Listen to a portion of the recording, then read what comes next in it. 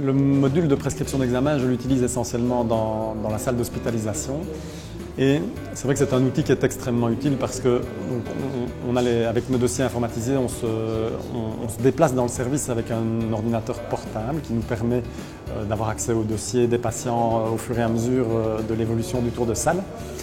Et cette prescription d'examen est extrêmement utile puisque à partir du moment où on prescrit l'examen par voie informatisée, il n'y a forcément plus de demandes papier, plus de papiers qui se perdent, des demandes qui arrivent quasi instantanément dans le service, par exemple je pense au service de radiologie, pour les examens qu'on demande, avec une grande clarté évidemment des informations qu'on transmet au service de radiologie et avec un effet immédiat évidemment sur la réalisation de l'examen. Donc le service de radio s'organise alors pour faire venir le patient 3 étages plus haut chez nous.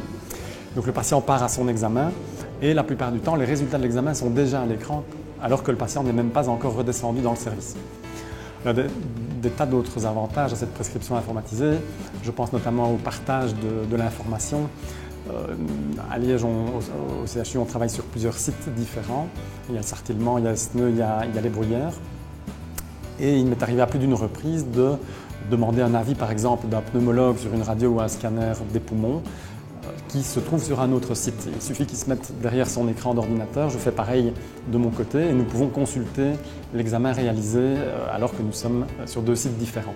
Ça peut se faire évidemment également au sein de l'institution et c'est extrêmement facile pour le partage de l'information.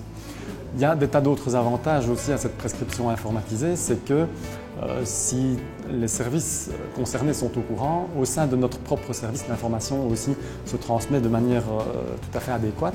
Je pense au service infirmier par exemple, lorsqu'on prescrira une gastroscopie, les infirmières seront immédiatement au courant de la réalisation, de la date de cet examen, de l'heure de l'examen.